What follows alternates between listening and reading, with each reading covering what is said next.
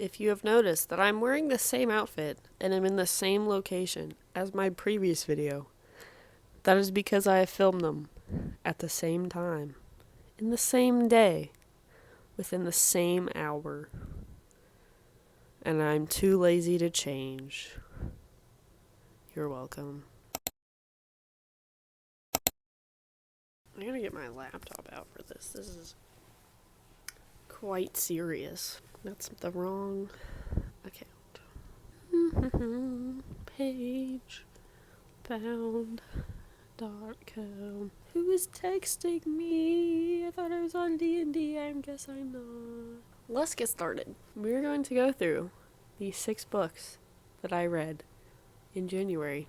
Compared to last year, when I read 0 books in January, we're cooking. We're doing so good. We have surpassed our, what am I trying to say here? We are doing 600 times better. I don't know if that's the math on that, but I'm just gonna say that it is. We're 600 times better than in 2025. So, if y'all remember my January TBR, it felt like I just filmed that, but you know, I didn't, because I did that in December, and now it'll be February by the time you see this.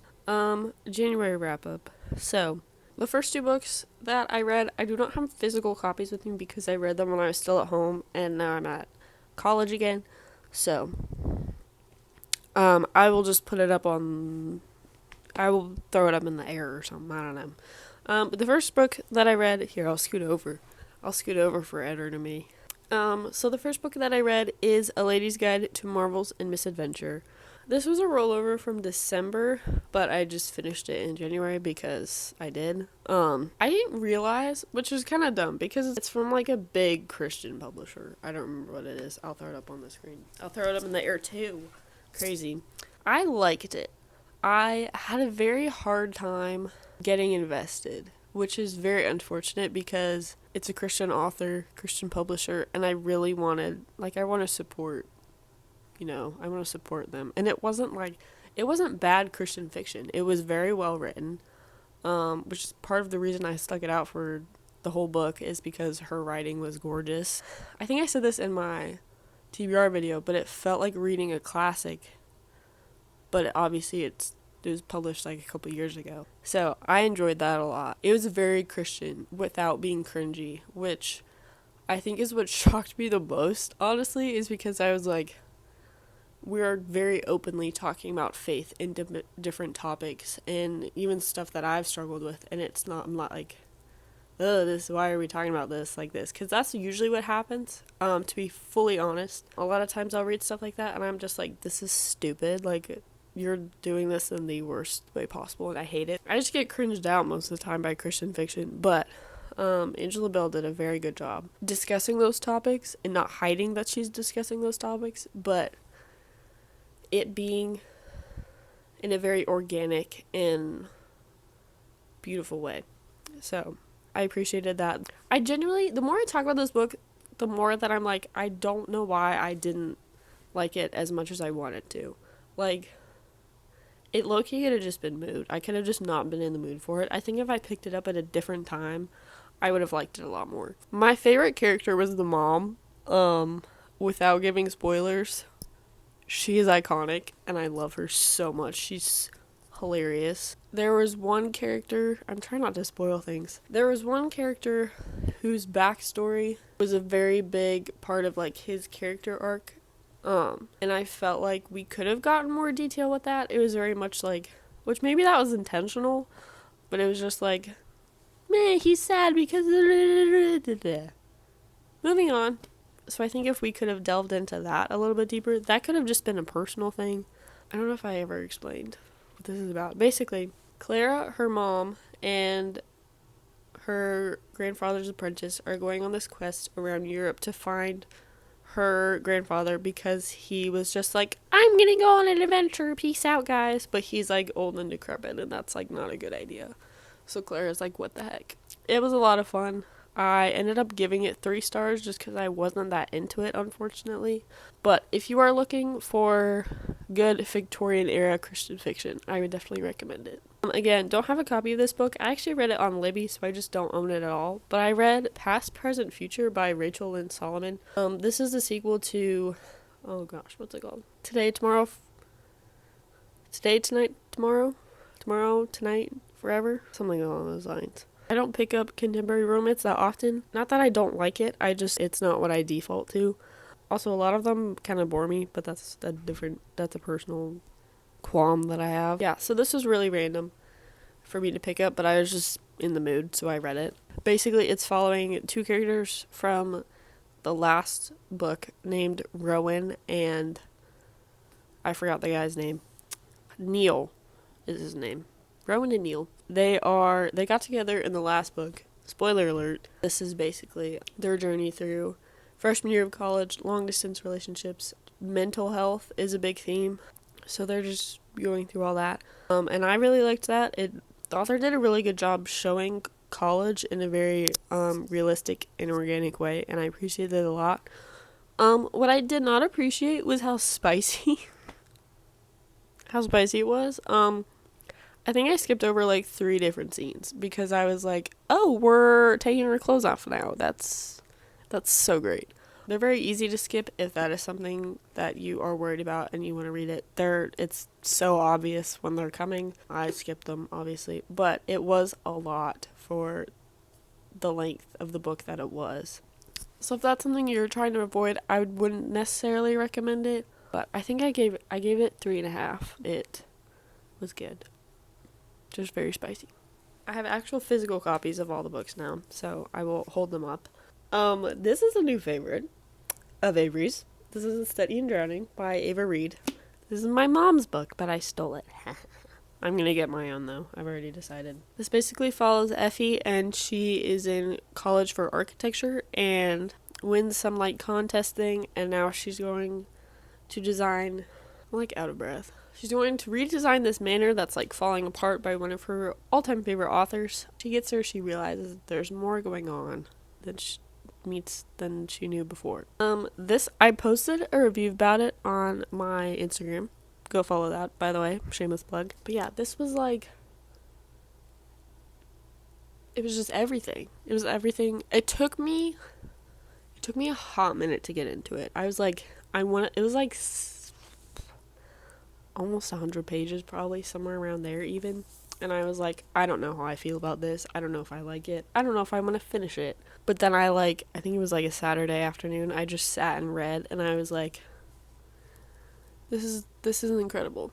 So, I have a whole review, so I'm not gonna go into it. But yeah, this is a new top book. Next, I read, I don't want to say I read it. I finished The Harper and the Raven. I had like 250 pages left, roughly. I just wanted to knock it out, so I did. I gave her 4.5. It low-key could have been a 5, but I just obviously put it down and then came back, which I think was just a mood thing. It has nothing to do with the book. I won't go into the plot too much because it would spoil the first one. But this is very well done, very well written. It's middle grade, which I'm a big fan of middle grade. It goes so much deeper character-wise.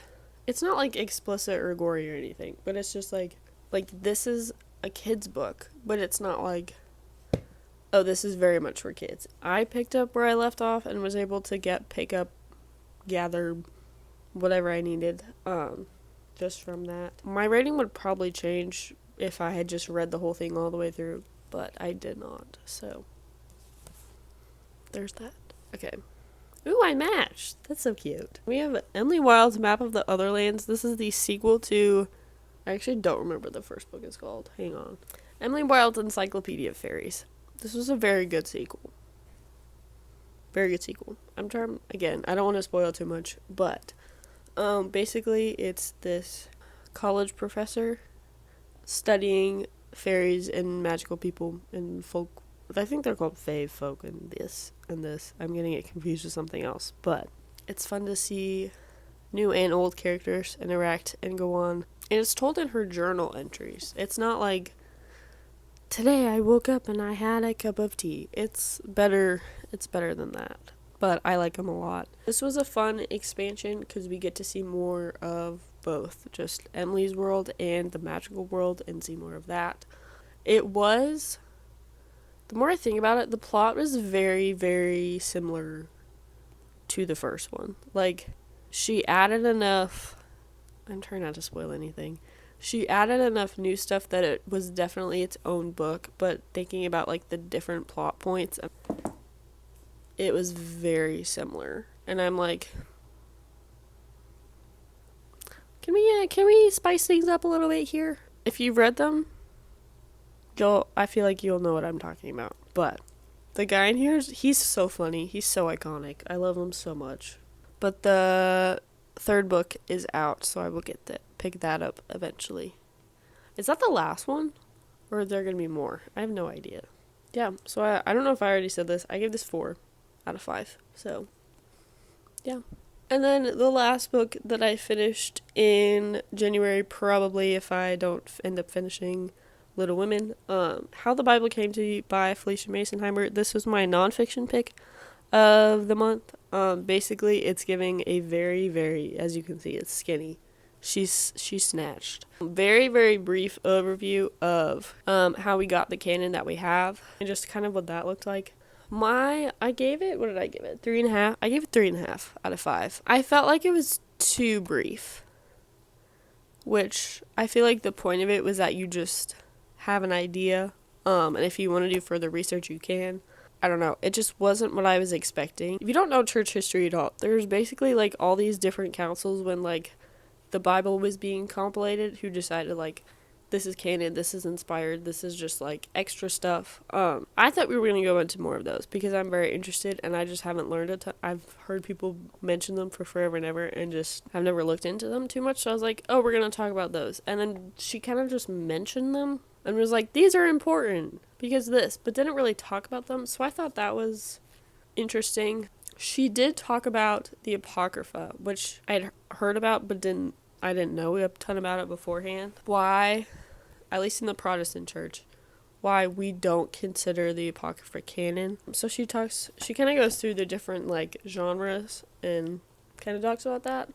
But it's very, very high level of a lot of information. And I think that was my main issue. I think this is literally just me. I'm like, I could have just picked up a different book and gotten more information. But I just didn't like how brief it was. And just, like, we're mentioning all these things, but we're not really going to explain why they're important. I think it serves its purpose. It's a very good, like, launch pad, just getting you the names of certain things in your head, but I don't think there was not as much information as I would have wanted, which I think is just a me thing, and I should just find thicker books that talk about these things.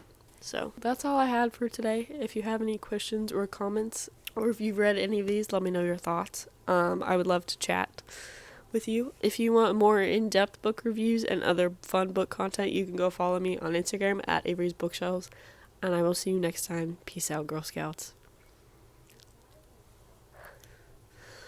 I'm done.